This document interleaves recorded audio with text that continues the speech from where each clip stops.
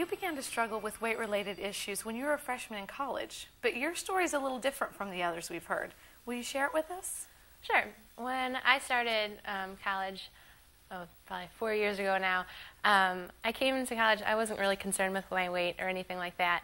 And one of my friends who lived across the hall from me in my dorms was actually on the track and cross country team. And her coach was very obsessed with his athletes' weight.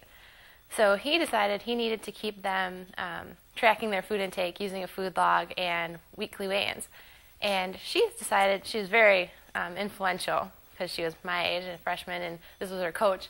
So she decided she's going all for this, and it was actually helping her lose weight. So I'm like, oh, well, that sounds like a good idea. I'd like to see what I'm eating. So I decided to do the same thing.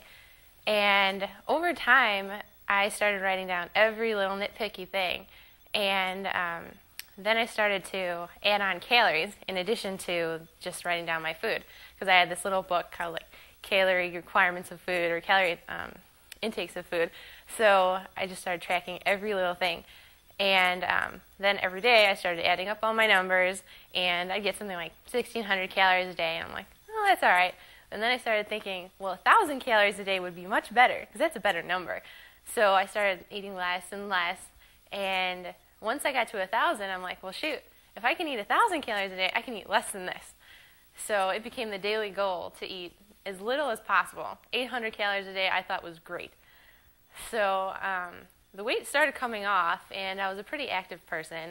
Our dorm had a gym, so I would go down there all the time and just obsess over working out, eating nothing, because since we were in a dorm, we had a dorm cafeteria, and it was a great place to really be able to control what I was eating.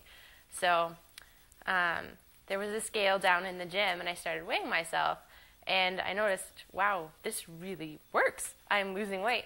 So I just kept obsessing with that scale. I'd weigh myself every day, every time I went down there, and the weight just started coming off and coming off and coming off. And it just became like an obsession. Mm-hmm. But you developed some other obsessive habits too. Yeah. My roommate remembers a story, or thing I used to do with my animal crackers. You could buy these cool, no-fat animal crackers in a tub like this big, and I used to snack on them. No fat, I think it's like 100 calories per so many animal crackers.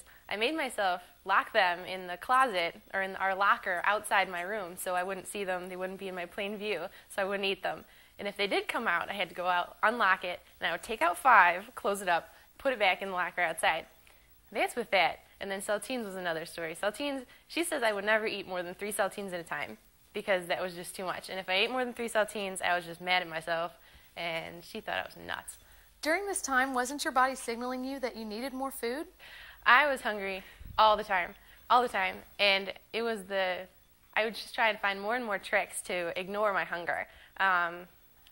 I used exercise a lot because as soon as you go down and work out, the blood goes to your muscles instead of to your stomach, so the hunger twangs would go away. And then I would feel, well, I exercised and I burned some calories, so now I can go and have some food, and that was pretty okay. Other times I would just go to sleep because I couldn't be hungry if I was sleeping. And I was starting to feel a little more lethargic because I wasn't getting enough calories. So I used all kinds of tricks to not eat. Hot chocolate, I drink hot chocolate, really bland hot chocolate, like 1 teaspoon per cup of water, so it had some flavor, but it was not good. So when you returned home for the summer after that semester, and you were in a different environment, how did things change? Well, when I returned home, I was about 25 pounds lighter than when I came in. I was about 140 pounds when I came in, and that's basically what I'm at now. And I was down to I think I was in 118 for a 5'6" frame, and I don't have a small frame by any means, but so that's way under. I went home and I started interacting with some people that I used to interact with before, and they thought at first, oh wow, you lost weight, great. And then as summer rolled around, they're like, oh, you're really skinny. And it was really hard because I couldn't go out to eat with them because I wouldn't eat anything, or I'd just order Diet Coke, I'm sorry, not a Coke. Or just have some soup or 1 bite of something, nothing with fat, ever. So they definitely noticed a change, and it was almost hindering them because they had to worry about me and if I was going to eat. So what factors contributed to your recovery? Well, once I got out of the dorm environment with the cafeteria, I could, pick and choose my food, and there was an exercise facility right downstairs. I got into an environment where I really couldn't control every single thing I ate. I was depending on some other people to make food for me, or I had to actually go to the gym, and sometimes, based on where I was, I just couldn't go. So the tools I had used to fuel my obsession were taken away and were replaced with this new environment. And so it took a long time to actually transition into being comfortable with food and eating. I mean, probably a year, 2 years, and I probably still think about it in the back of my head. And I remember times where I'd literally try, after I gained some weight back, to become that obsessive person I was before. And I couldn't, just because it is so hard, and I was so fleeced with this mentality of I am fat, that once you realize, gosh, I was crazy, or I was messed up in the head, you can't willingly make yourself go back. So, yeah, my environment changed, and just the peace with food finally came. And I thank God that I did not get any worse, because I have seen worse, and it is very scary. How has the whole experience helped determine who you are today? It was really strange how it all worked out. I came into college majoring in biology, and after my experience, I switched my major to nutrition. And I thought, well, now that I went through all this, I'd like to learn a lot more about food and eating and stuff like that. So switched my major to nutrition, and after I recovered, now I work with people who are like I was. And it's really sad to see, because they don't notice anything is wrong. They think that they are just fat and the mirror is lying to them, and they just look huge.